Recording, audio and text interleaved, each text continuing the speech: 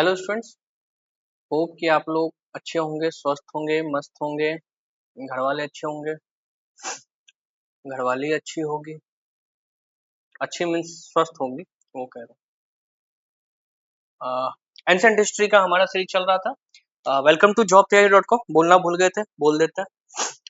Ancient history का series चल रहा था जिसमें हम लोगों ने अब तक 5 लेक्चर किया। ये हमारा छठा लेक्चर होने जा रहा है। 5वां लेक्चर जो था हमारा धार्मिक आंदोलन था। धार्मिक आंदोलन में हमने लगभग 62 जाना था कि 62 धर्म का उदय हुआ था पोस्ट वैदिक एरा के बाद। 62 धर्मों का।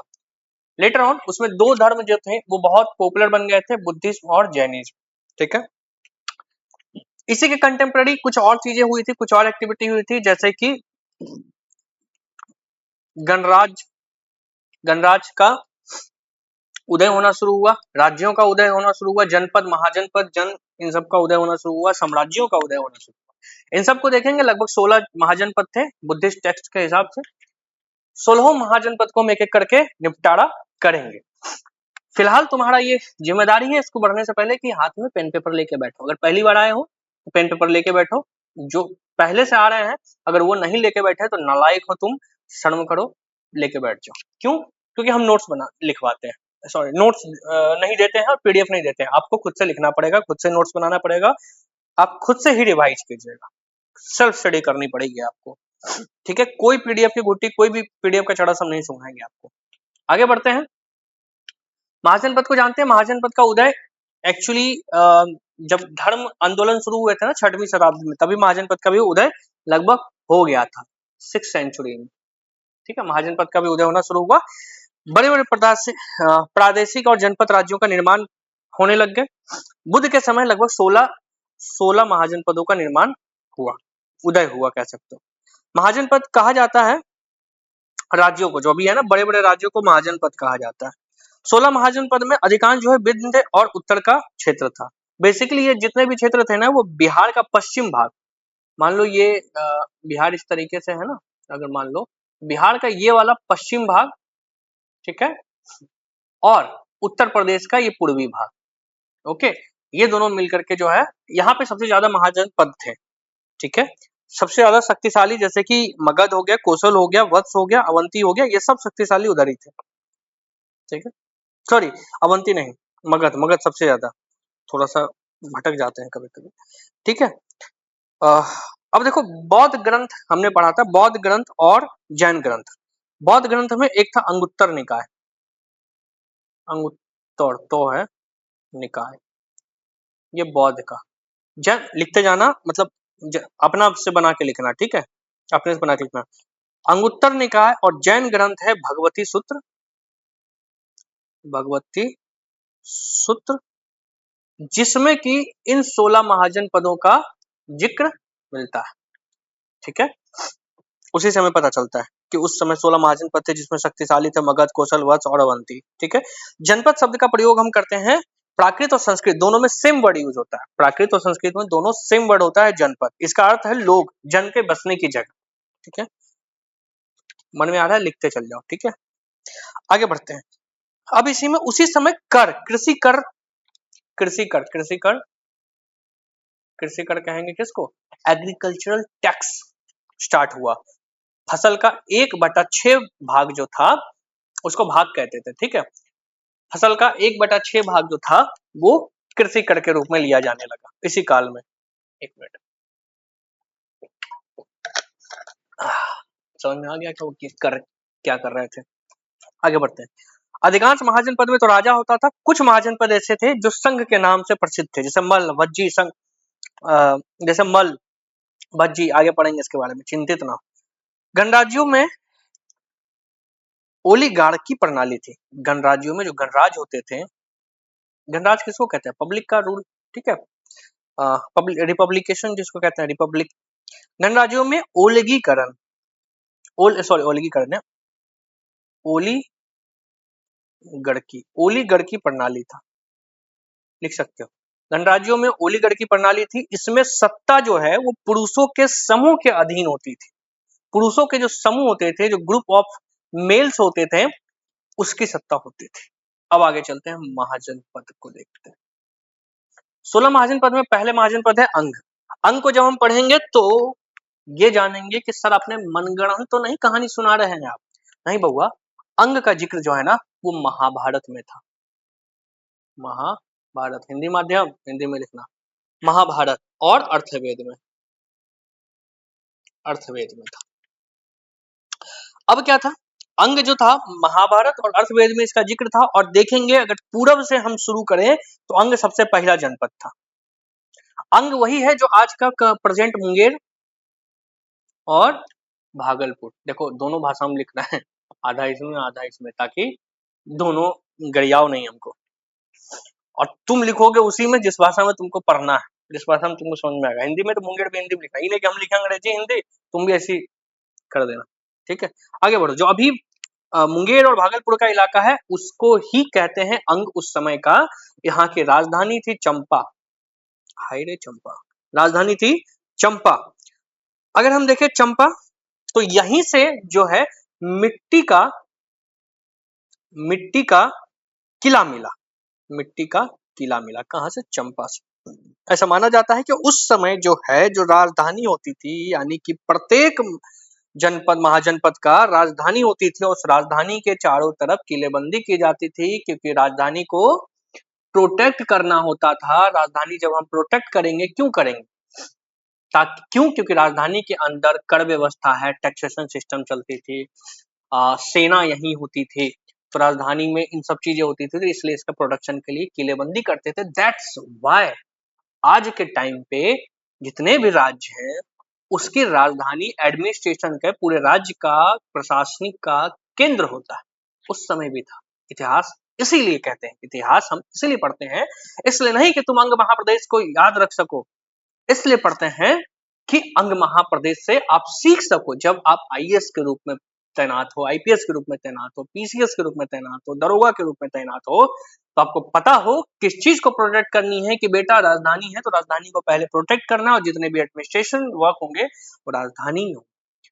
इसलिए इतिहास पढ़ा जाता है आपके लिए रट्टा मारने के लिए नहीं। जो स्टूडेंट रट्टा मारते हैं इसलिए तुम कहते हैं कॉन्सेप्ट पे रिलाई करो, रट्टा मारने की जरूरत ही नहीं पड़ेगी, मुझे रट्टा मारने की जरूरत नहीं पड़ती, मैं कॉन्सेप्ट पर रिलाई करता हूँ। इसलिए तुम भी करो, अपने नोट्स बनाओ, अपने नोट्स से ही रिलाई करो, अपने नोट्स पे ही, कोई मतलब छोड़ो, तुमसे मुंह नहीं लगाएंगे। आगे बढ़ते हैं, इसके आगे बढ़ेंगे तो मगध में आएंगे। कहाँ गए मगध, यहाँ है मगध, कहाँ गए मगध बाबू, हाँ। अब इसके आगे तो मगध में, मगध वही है आधुनिक पटना और गया, ठीक है। इस महाजनपद में आधुनिक पटना और गया जिला और शाहाबाद का मंडल था, ठीक है, शाहाबाद का कुछ हिस्सा था। कौन सा, गया, पटना, शाहाबाद, यहाँ का कुछ रीजन इसमें सम्मिलित था। गंगा के उत्तर में आज के जो तिरहुत मंडल है ना, तिरहुत वाला जो क्षेत्र है ना, प्रमंडल का क्षेत्र है, वही था मगध, ठीक है। बच्चियों का राज्य था यहाँ पे। यह 8 जनों का संघ था, जन मतलब the group of republic peoples, ठीक है। ग्रुप ऑफ जो अच्छे अच्छे लोग थे ना उसको जन कहा जाता था, पिछले लेक्चर में मैंने पहले बताया, ठीक है।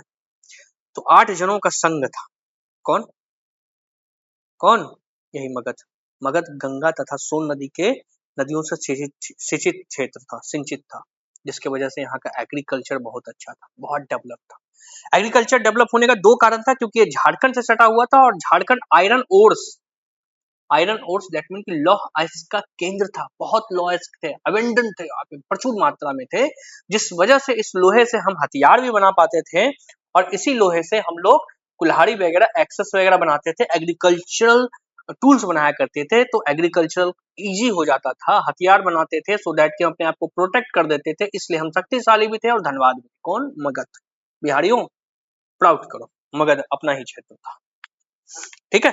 अब इसके बाद बढ़ते हैं मगध से हम वज्जी की तरफ।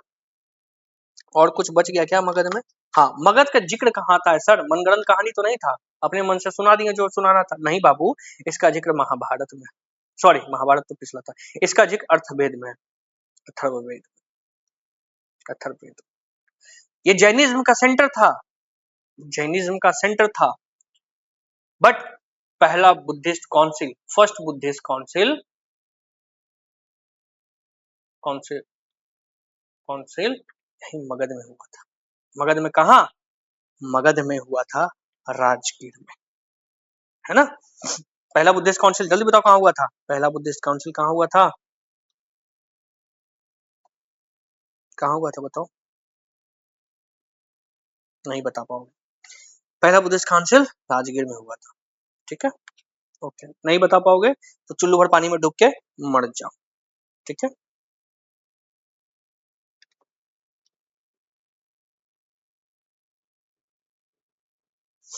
अब चलते हैं वज्जी की तरफ। वज्जी की तरफ जब जाएंगे तो इसके 8 अजूबों में से सबसे प्रबल जो थे इस लिच्छवी थे।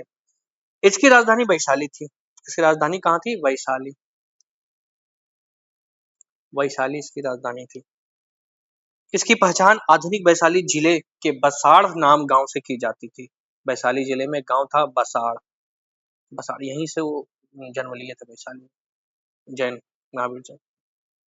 बसाड़ नामक गांव से की जाती है। पुराण के अनुसार वैशाली अधिक प्राचीन नगरी है, बहुत प्राचीन नगरी है, ठीक है। परंतु पुरातत्व के अनुसार बसाड़ की स्थापना छठी ईसा पूर्व के पहले नहीं हुई थी, मतलब छठी ईसा पूर्व के बाद हुई थी। खैर ये सब हम इसी कॉन्सेप्ट के लिए बता दिए।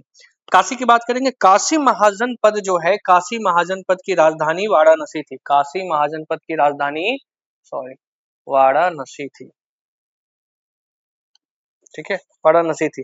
राजघाट का खुदाई होता है और पता चलता है कि यहाँ पे सबसे पुराना शहरी निवास स्थल है काशी ही, यानी वाराणसी सबसे पुराना शहरी निवास स्थल है। दैट मीन कि that's why we call Kashi as a Varanasi as a the world's oldest town और सिटी वी कैन से।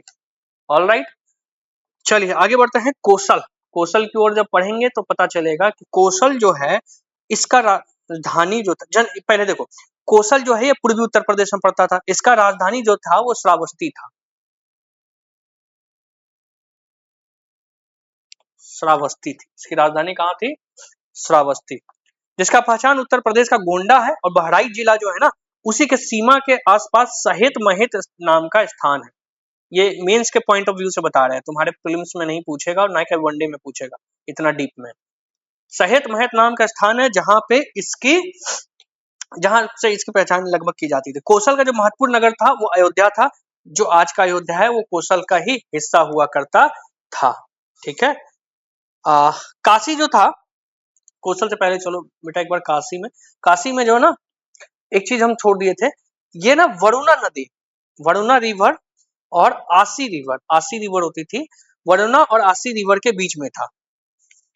सॉरी, यहाँ से वरुणा रिवर और आसी रिवर बहता था। सर आप अपने मन गढ़ंत कहानी बता रहे हैं, अपने मन से तो नहीं बता रहे हैं, मतलब कहानी बना के तो नहीं बता रहे, स्क्रिप्ट राइटिंग तो नहीं कर रहे हैं आप? नहीं बेटा, वरुणा और अस्सी नदी यहाँ से बहती थी काशी में। ये जो एविडेंस पाया गया है वो मत्स्य पुराण में पाया गया है, मत्स्य पुराण में पाया गया है। ओके, आगे बढ़ते हैं। आगे बढ़ेंगे, मल्ल को पढ़ेंगे, ठीक है। मल्ल जब पढ़ेंगे तो मल्ल की राजधानी कुशीनगर में थी। कुशीनगर नहीं, कुशीनाड़ा में, कुशीनाड़ा में मल्ल की राजधानी थी। और पावा को भी मल्ल की राजधानी कहा जाता था। अब यहाँ से बहुत पौराणिक सॉरी इतिहास जुड़ा हुआ है। ये इतिहास यहाँ पे ये जुड़ा हुआ है कि कुशीनाड़ा में ही बुद्ध की मृत्यु होती है, बुद्ध भगवान की मृत्यु होती है। और ये पावा वहीं की राजधानी थी मल्ल की। पावा में जो है लास्ट मील बुद्ध लेते हैं। लास्ट मील दैट मीन की लास्ट बार खाना पावा में ही खाते हैं बुद्ध। ऑलराइट, और फिर कुशीनाड़ा में उनकी मृत्यु हो जाती है। ऑलराइट, चलो आगे बढ़ते हैं। आगे बढ़ेंगे बेटा तो हमें ये याद होगा कि यही मल जो है इसकी पहचान जो है देवरिया जिला का कसिया नामक स्थान से किया गया है, ठीक है। देवरिया जिला में एक नाम है कसिया, कसिया जगह है कहाँ? देवरिया में। इसी के नाम से जो है मल्ल का पहचान किया गया है। इसके बाद आती है अवंती। अवंती वह राज्य है जो मध्य मालवा और मध्य प्रदेश के सीमावर्ती नगरों से विस्तृत था। ये तो दो भाग में बटा हुआ था। दरअसल ये जो पूरा अवंती महाजनपद था ये दो भाग में बटा था। एक उत्तरी भाग था, नॉर्दर्न भाग था उत्तरी, और एक दक्षिणी भाग था, साउथ में भी इसका एक भाग था। दो भाग थे इसके। उत्तर में जो भाग था उसका राजधानी उज्जैन था, उज्जैन था, ठीक है। और दक्षिण में जो भाग है उसकी राजधानी थी महिष्मती। उसकी राजधानी थी महेशमती। ठीक है,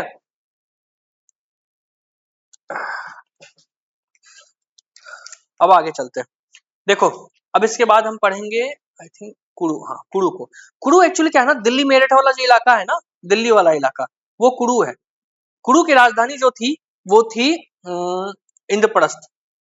इंद्रप्रस्थ, दिल्ली में जो रह के तैयारी कर रहा है उसको पता होगा, इंद्रप्रस्थ सुप्रीम कोर्ट के आसपास का जगह है, इंद्रप्रस्थ नाम का एक स्टेशन आता है। ठीक है, यही है इंद्रप्रस्थ। इंद्रप्रस्थ वहां की राजधानी थी कुरु की। यही कुरु लोग जो थे ना, वो कह सकते हो कुरु लोग ही कुछ थे जो कि अवंती में जाके बाद में बस गए थे। नहीं, अवंती में नहीं बचे थे।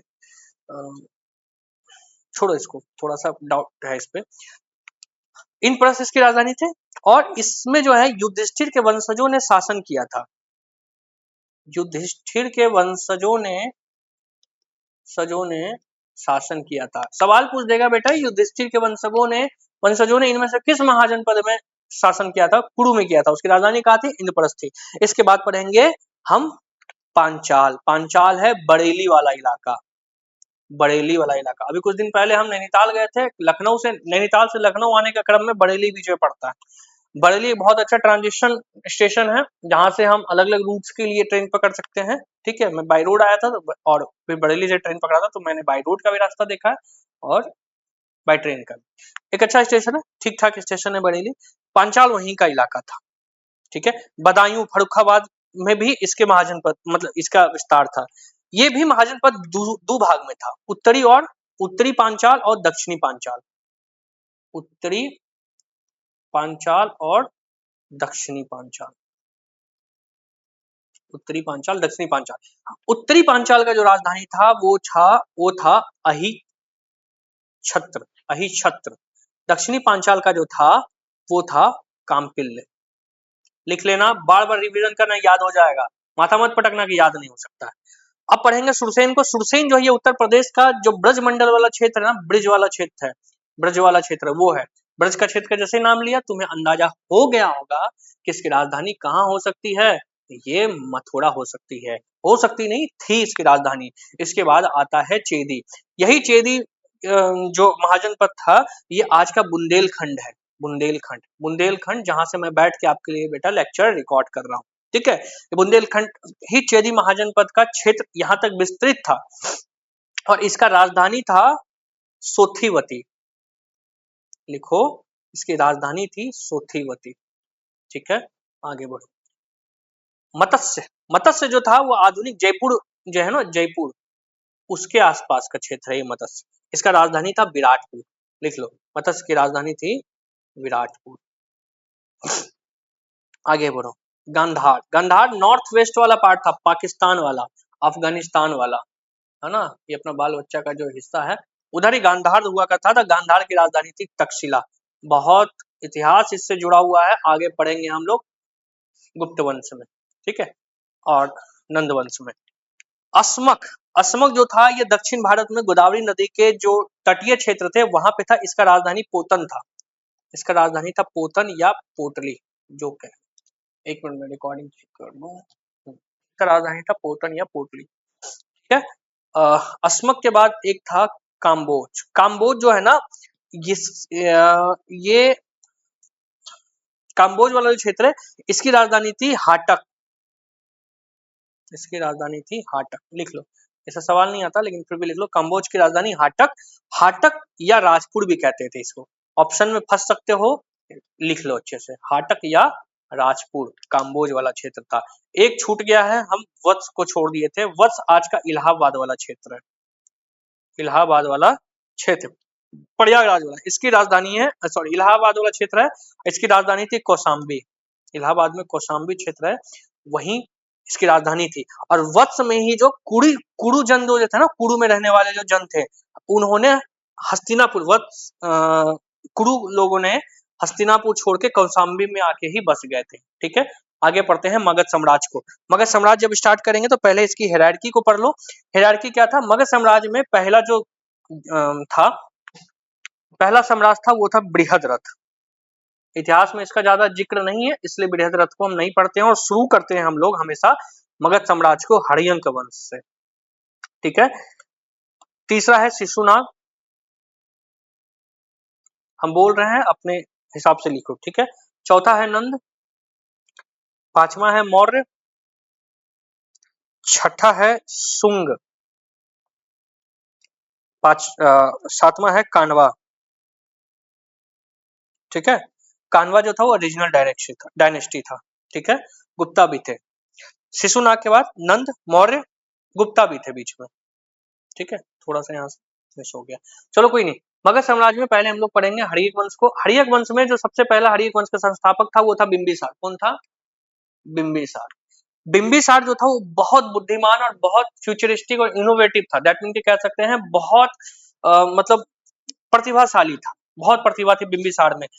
बिंबिसार उस समय सोचो, छठवीं शताब्दी की बात है, जब बिंबिसार उस समय राजदूत भेजा करता था इंटरनेशनल रिलेशन सुधारने के लिए, अपने राज्य से राजदूत विदेश भेजा करता था। बिंबिसार ही था तो शहर से गांव को जोड़ने के लिए सड़कें बनवाया करता था, नदियों पर पुल बनवाया करता था ताकि गांव शहर से जुड़े। इतना फ्यूचरिस्टिक बंदा था। बिंबिसार हर्यक वंश का स्थापना करता है। बिंबिसार के शासन में मगध बहुत उच्च दर्जे पे चला जाता है, इसकी बुद्धि बहुत अच्छी थी। बिंबिसार बुद्ध के समकालीन भी है। बिंबिसार और बुद्ध जो है अपने समकालीन कंटेम्पररी है। आगे जब बढ़ोगे तो पता चलेगा कि बिंबिसार इतना अच्छा था कि किसी से दुश्मनी नहीं रखता था। ठीक है, किसी से ज्यादा लड़ाई युद्ध नहीं लड़ता था। बिंबिसार क्या करता था? बिंबिसार बाबू क्या किया करते थे कि सबसे दोस्ती किया करते थे। दोस्ती बहुत तरीके की होता है। ठीक है, दो तरीके की दोस्ती हम इसके बिंबिसार के इतिहास में पढ़ेंगे। पहला दोस्ती, जिस राज्य को इसको हासिल करना होता था उस राज्य की बेटी से ब्याह कर लेता था। ठीक है, यानी मैट्रिमोनियल अलायंसेस, वैवाहिक संबंध स्थापित करता था। और इसी चक्कर में बिंबिसार 3 ब्याह करता है। पहला ब्याह करता है, पहला पत्नी बिंबिसार की होती है प्रसेनजीत की बहन। प्रसेनजीत की बहन कौन? कौशल राजा की पुत्री। ठीक है, नाम था, पहली जो होती है ये होती है इसकी कौशल राजा की पुत्री और प्रसेनजीत की बहन। ठीक है, प्रसेनजीत कौन थे? शायद जैन के मामा थे, है ना? जैन में महावीर जैन के मामा हुआ करते थे प्रसेनजीत, है ना? बताओ गधों, याद है तुम्हें कि प्रसेनजीत कौन हुआ करते थे? कौन थे? नहीं होगा याद। बेसिकली प्रसेनजीत जो थे वो जैन के जो महावीर थे, महावीर जैन, उनके मामा हुआ करते थे। ठीक है,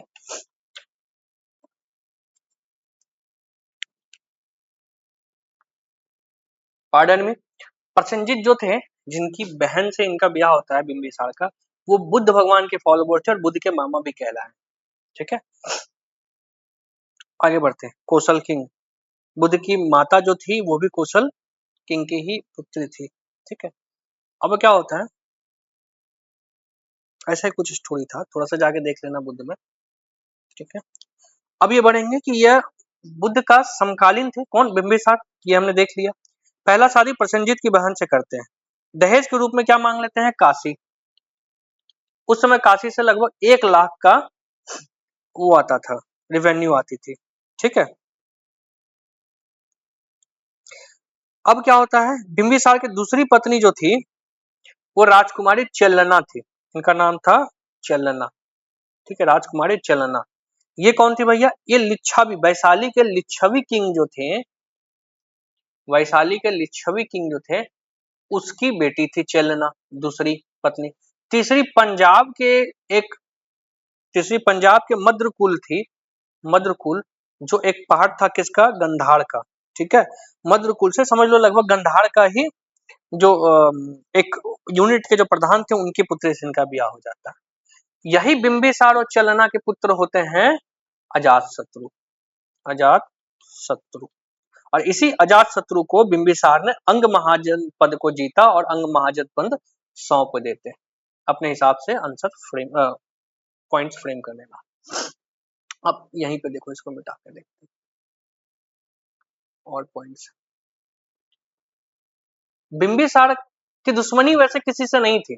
ठीक है, लेकिन एक आदमी था जिससे इसका दुश्मनी चल रहा था उस समय, अवंती से। अवंती से अवंती से जब दुश्मनी चल रहा था तो अवंती के किंग उस समय हुआ करते थे, अवंती का राजधानी था कहाँ, उज्जैन, उसके किंग हुआ करते थे चंड प्रदोत, ठीक है। चंड प्रदोत को एक बार हुआ जाता है पीलिया, पीलिया मतलब जॉन्डी जिसको आज के भाषा में बोलते हैं। तो बिंबिसार के जो है कोर्ट डॉक्टर कह सकते हो या राज्य के जो डॉक्टर थे इनके, राज्य वैद्य जिसको बोलोगे, जीवक, ये जीवक को भेजते हैं उज्जैन और वो जाते हैं, इसका इलाज कर देते हैं और दोस्ती हो जाती है, अवंती से गहरा संबंध हो जाता है, ठीक है। मगध का पहला राजधानी तो राजगीर में था ही, ठीक है, कि हम जानते हैं। इसकी स्थापना भी किसने की थी, बिंबिसार ने, ठीक है, ये भी जानते हैं। बिंबिसार लगभग 62 वर्षों तक राज किया था, ठीक है, ओके। अब बिंबिसार से हम आगे बढ़ेंगे और अजातशत्रु पे आएंगे। अब अजातशत्रु बहुत बदमाश था, अजातशत्रु बिंबिसार का बेटा तो था लेकिन बहुत बदमाश था। काहे बदमाश था भैया, अपना पिता बिंबिसार को मार के जो है सिंहासन पर बैठता, सिंहासन पर बैठने के, जबकि इसको दे दिया गया था, क्या दिया था बिंबिसार ने, अभी हमने बताया था कि इसको अंग महाजन पद पर अधिकार दे दिया गया था, लेकिन फिर भी अपने पिता को मारता है। इसके वजह से इसको कहा जाता है, सॉरी, पितृहंता, इसको कहा जाता है पितृहंता, ठीक है। अजातशत्रु बहुत आक्रामक नीति का था, काशी और कौशल से मिलकर, काशी और कौशल ने इससे सामना किया लेकिन लास्ट में कौशल हार जाता है इससे, एक मिनट, सॉरी।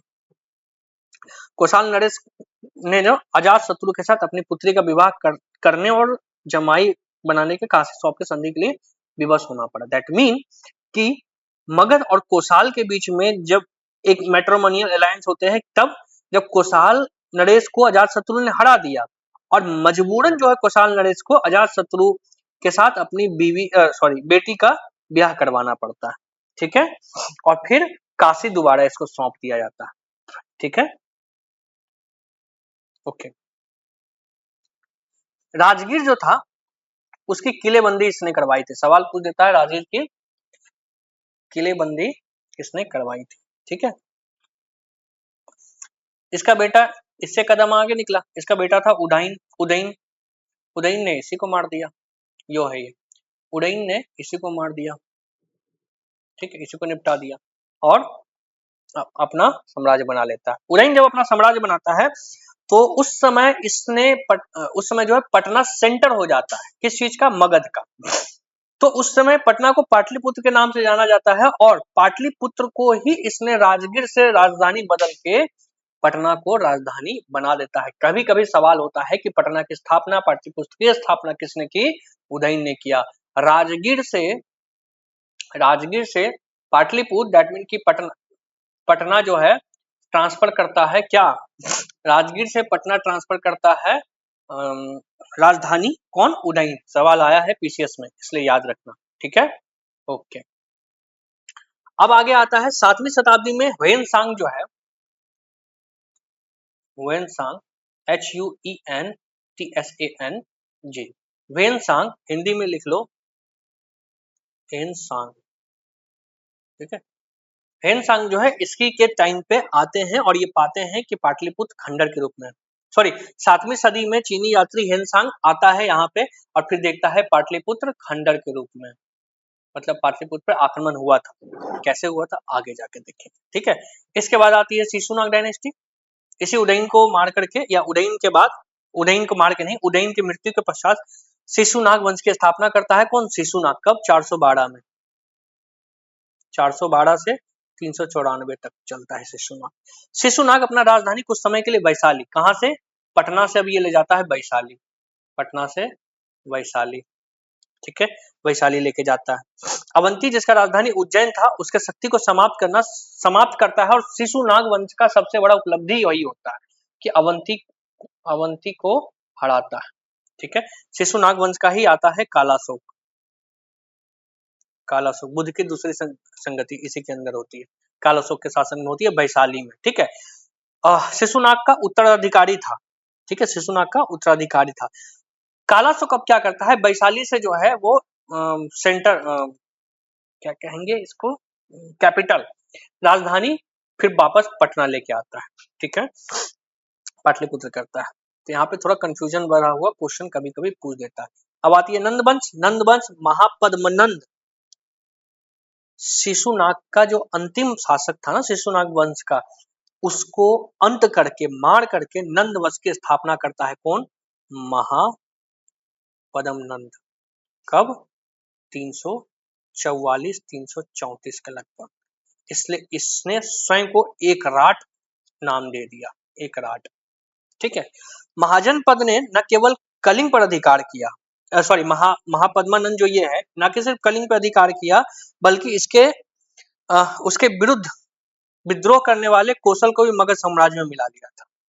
ठीक है। इसके पास बहुत बड़ा सेना था, लगभग 2 लाख सेना था, 20,000 घुड़सवार थे। लिख लो, 3 से 6,000 हाथी थे। अब समझो, 20,000 घुड़सवार थे, 2 लाख की सेना थी, पैदल सेना। ठीक है। इसका अंतिम शासक था धनानंद। धनानंद इस वंश का अंतिम शासक था। इसी के समय, धनानंद के समय ही सिकंदर जो है वो भारत पे आक्रमण करता है। सवाल पूछता है किसका शासन था मगध में?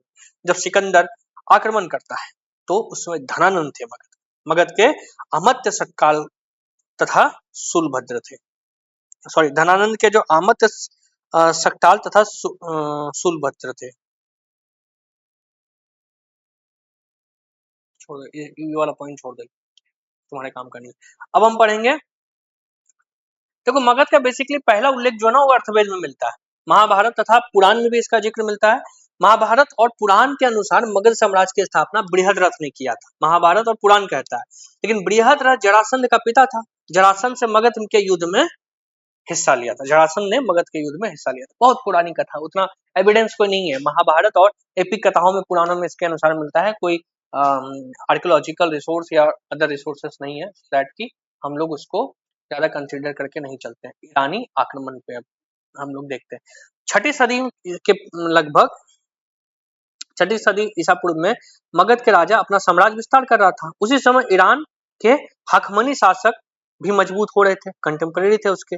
ईरान के शासकों ने भारत पे जो था वो पश्चिमोत्तर सीमा पर राजनीतिक फूट का लाभ उठाया। ठीक है। और डेरियस के नेतृत्व में भारत सीमा में प्रवेश कर गया।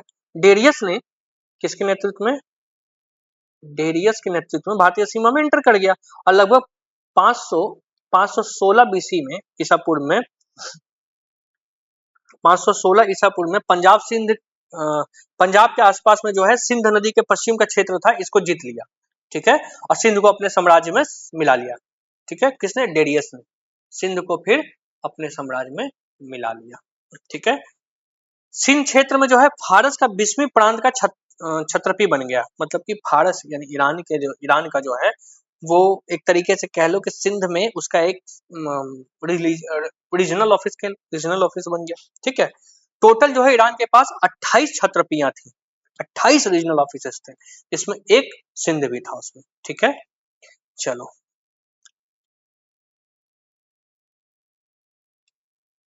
अब बढ़ते हैं आगे। ईरान का आक्रमण का परिणाम क्या था? परिणाम जो हुआ था, एक लिपि, ईरान के जो लिपिकार थे ना, उसने विशेष रूप से ईरान का जो आक्रमण था उसको लिखा था। ठीक है। उसको लिखा था किसमें? खरोष्ठी में। खरोष्ठी जो है वो राइट से लेफ्ट लिखा जाता है अरबी के तरह, इसलिए खरोष्ठी का बारे में सवाल भी यूपीएससी पूछा है कि कौन सी ऐसी भाषा है इनमें से जो राइट से लेफ्ट यानी दाएं से बाएं की ओर लिखा जाता है, तो खरोष्ठी प्रीलिम्स में सवाल पूछा गया था। ठीक है। ये ईरानियन भाषा था। ठीक है। वहीं के लिपिकार इसको लिखा करते थे और यही कारण है, इन्हीं लोगों की वजह से, यूनान और ईरान के आक्रमण की वजह से ही आज हमारे पास कुछ एविडेंस है उस टाइम के। ठीक है। अब यूनानी आक्रमण को पढ़ेंगे। यूनानी आक्रमण जो है मकदूनिया के शासक सिकंदर जो थे उसके नेतृत्व में, शासक सिकंदर के नेतृत्व में यूनानियों ने ईरान को मतलब ईरान पहले किया था ना, ईरान का भी बहुत अच्छा वर्चस्व था, लेकिन यूनान ने ईरान को नष्ट कर दिया। ईरान को नष्ट कर दिया किसके नेतृत्व में? उस समय थे मकदूनिया नहीं सॉरी, मकदूनिया जगह का नाम है यूनान में।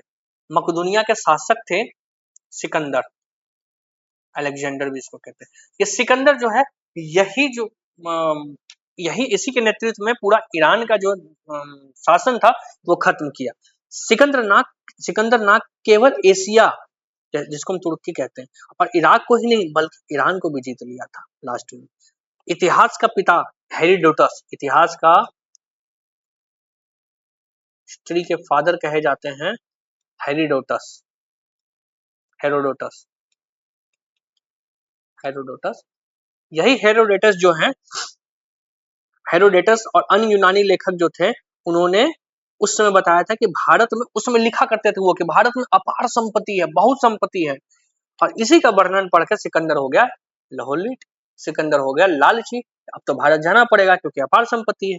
भारत आया, सिकंदर ने भारत किया, आक्रमण किया। पश्चिमोत्तर सीमा में दो सर्वाधिक विख्यात थे। सिकंदर के आक्रमण के समय भारत के पश्चिमोत्तर सीमा पर दो राज सर्वाधिक विख्यात थे। पहला तक्षशिला का राजा अम्भी और दूसरा पोरस। अम्भी और पोरस, ठीक है, अम्भी और पोरस, पोरस विख्यात थे, जिसका राज झेलम व चेनाब तक था। अब जब ये यूनान आता है तो पोरस के, सिकंदर आता है तो पोरस, पोरस वर्सेस सिकंदर हो जाता है। आता कैसे है सर? कि खैबर दर्रा को पास करके सिकंदर जो आता है भारत में, वो खैबर दर्रा को पास करके आता है, ठीक है। झेलम नदी के किनारे जब पहुंचता है तो पोरस इसका, झेलम नदी के किनारे जब पहुंचता है तो पोरस इसका बहुत विरोध करता है, पुरजोर विरोध करता है, और पुरजोर विरोध के बाद पोरस हार तो जाता है, घुटने टेक देता है, लेकिन सिकंदर कहता है कि पोरस बहुत मतलब प्रतिभाशाली और कह लो बहुत बहादुर लड़ाई लड़ा था सिकंदर के साथ। सिकंदर जो है इसी से, सिकंदर जो है इसी से प्रभावित होकर पोरस को उसका राज वापस कर देता है, ठीक है।